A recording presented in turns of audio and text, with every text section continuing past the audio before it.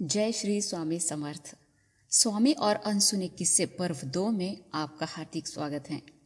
शोलापुर जिले के मंगलवेड़ा गांव में आगमन होने से पूर्व श्री स्वामी विविध जगहों पर दिगंबर आचार्य, श्री नृसिंह मुनि, जगन्नाथ स्वामी, चंचल भारती आदि नामों से भ्रमण करते थे।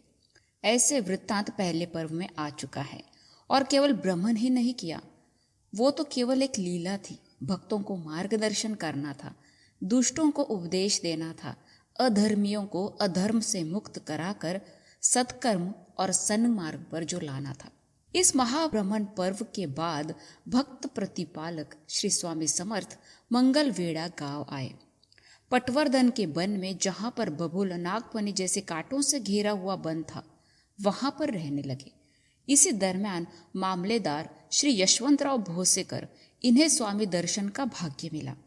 ऐसा वृत्तांत श्री स्वामी बखर में मिलता है। विद्वान वैदिक ब्राह्मण के गाय को भी स्वामी ने ठीक किया। गरीब बसप्पा तैली का भाग्योदय किया। बाबाजी भट्ट नाम के एक सत्वशील ब्राह्मण के कुएं में पर्याप्त पानी उपलब्ध करा दिया तो एक भक्त का दारिद्र्य नष्ट किया। एक युवक को अनुग्रह कर केवल अपने वरद हस्त रखकर स्वामी ने उसे भी ज्ञानी बना दिया। आगे चलकर वो युवक अवलिया हुआ। जनाबाई नाम के एक शूद्र माता जी को विठ्ठल रूप में श्री स्वामी ने दर्शन दिए। मंगलवेड़ा यहाँ पर 12 वर्ष के वास्तव्य में स्वामी ने अनेकों दिव्य लीलाएं की। आसपास के गांव में भी स्वामी का सदैव आना जाना रहता। पंढरपुर, बेगमपुर, चड़ाम्बे, यहाँ पर हर प्रसंग में श्री दत्त अवतारी स्वामी ने लोगों का केवल उद्धार ही किया। फिर यहाँ से स्वामी चले मोहोड़ गांव। साल 1853 के श्रावण महीने में स्वामी पंढरपुर आए। तब भरी बरसात में भीमा नदी प्रलय समान बह रही थी, किंतु अशक्य को शक्य करने वाले स्वामी ने वो नदी सहज पार कर ली। यहाँ पर भी एक सत्यशील ब्राह्मण के अकाल मृत पुत्र को स्वामी ने जीवित किया।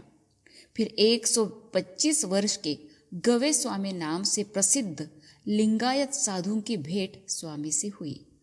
हठ योग की कठोर साधना करने वाले गवे स्वामी ने स्वामी प्रभाव से सहजावस्था प्राप्त कर ली। गवे स्वामी की दिव्य लीला से परिचित होने लगे। वो श्री स्वामी से बहुत प्रभावित हुए। दिव्य प्रभाव में आकर एक भक्त ने ब्रह्मांड नायक स्वामी को कहा कि आप इसी मोहड़ गांव में मुझे ब्रह्म दिखाएं। तब स्वामी ने अभूतपूर्व लीला दिखाकर उसे कहा, देख ब्रह्म। ऐसे कहकर उसे भी ब्रह्म दर्शन कराया। हठ योगी को भी एक भयंकर संक्रमण से स्वामी ने मुक्त किया। मोहड़ गांव में एक शिल्पकार रहता था। उसने भी हठ किया स्वामी से कि आप मुझे मल्हारी मार्तंड का रूप दिखाएं। तो भक्त की ये मंशा भी स्वामी ने तत्काल पूर्ण की। स्वामी ने अनेकों योगी, हठ योगी, सर्वसामान्य अनेकों पर कृपा कर दर्शन दिए। स्वामी को शरण आए हुए पर स्वामी ने अनुग्रह किया। ऐसे अनेकों उदाहरण स्वामी चरित्र में मिलते हैं। एक दिन मोहोड़ के श्री गणेश हरि सोहने नाम के मामलेदार रहते थे। तब उसने स्वामी से विनती की अपने घर चलने की। तब उसे स्वामी ने कहा, तेरे घर पर मुझे समाधान नहीं मिलता, मैं नहीं आता, जा।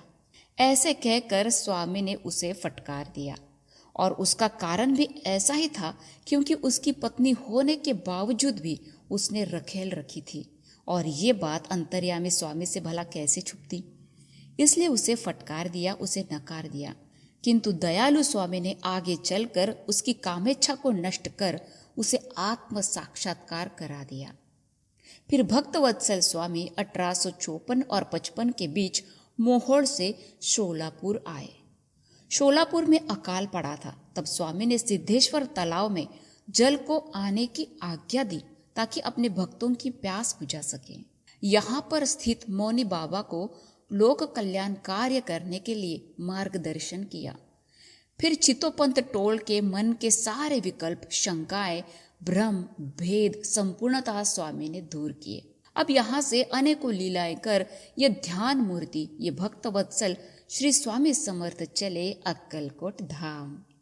इससे पहले छोटे छोटे गांव से होकर अल्पकाल के लिए ही सही पर स्वामी को अनेकों नाम प्राप्त हुए थे। शोलापुर से अक्कलकोट अश्विन शुद्ध पंचमी तारीख 23 सितंबर 1857 को स्वामी का आगमन हुआ। तब यहाँ के फूल पौधे, पशु पंछी, चींटियां, यहाँ तक कि हवाएं भी श्री स्वामी के चरण छूने के इच्छुक थे। वो वातावरण ही कुछ ऐसा था। तब ना धूप थी ना बरसात, जैसे बादलों ने भी सूर्य नारायण को कहा हो अब स्वामी दर्शन की हमारी बारी।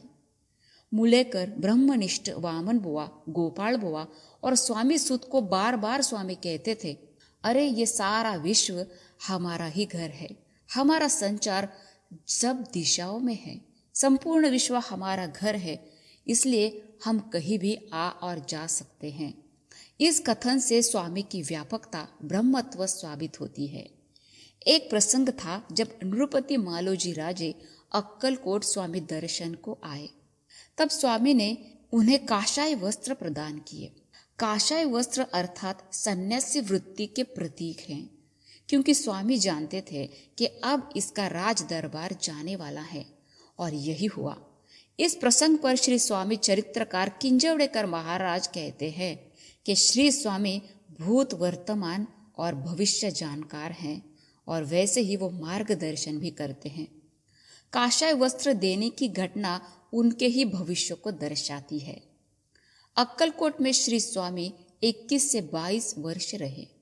तब सामाजिक, राजकीय, आर्थिक, धार्मिक परिस्थिति विपरीत रहती थी। पुरानी परंपरा, पुराने रीति रिवाज, इसके आधार पर ही सब कुछ कार्य होता था। भेदभाव, छूत अछूत, इसको ही लोग अपना धर्म मानते थे। किंतु स्वामी ने कभी इसकी परवाह नहीं की, बल्कि स्वामी ने यही आदर्श रखा कि देह को नहीं, देही को देखो, शरीर को नहीं, उसकी सुंदर आत्मा को देखो। छूत अछूत, भेदभाव, ऊंच नीच करना, ये परंपरा किसी भी वेद शास्त्रों में नहीं है। तो तुम लोग कौन से परंपरा और शास्त्र से चल रहे हो? ऐसे स्वामी डांट कर उनसे कहते थे, और इसका प्रभाव भी उन लोगों पर दिखने लगा।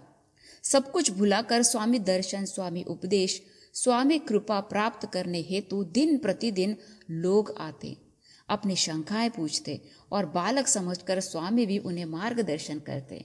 किंतु व्यभिचार, अंधश्रद्धा, झूठ, कपट, आलस, इनका स्वामी तिरस्कार करते। यही बात विष्णु बुआ ब्रह्मचारी ने जान ली और तत्काल स्वामी शरणागति स्वीकार ली और स्वामी के अनुयायी बने। स्वामी दिव्य लीलाएं हर क्षण होने लगी थी, इसलिए अक्कलकोट निवासी श्री स्वामी समर्थ या अक्कलकोट के श्री स्वामी समर्थ ऐसा जयकारा होने लगा। अक्कलकोट के स्वामी चमत्कार करते हैं, ये सोचकर महारोग से पीड़ित एक पंजाबी गृहस्थ 1864 को स्वामी के पास आए और दंडवत प्रणाम कर कहा, महाराज आप बहुत चमत्कार करते हैं, ऐसे सुनकर मैं आया हूँ।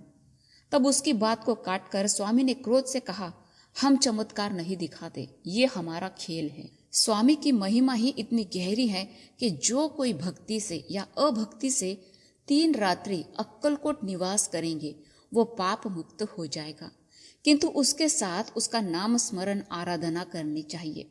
यही गुरु मंत्र है। ये श्री अक्कलकोट क्षेत्र के मिट्टी को स्वयं श्री स्वामी ने आशीर्वाद दिया है।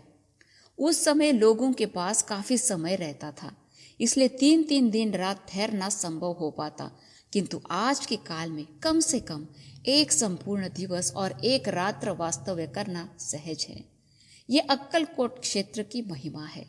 दूसरा पर्व समाप्त होता है, तीसरे पर्व में स्वामी के और किस्से जानेंगे, वो भी इंटरेस्टिंग, जो स्वामी पर अटूट विश्वास दर्शाते हैं। जय श्री स्वामी समर्थ।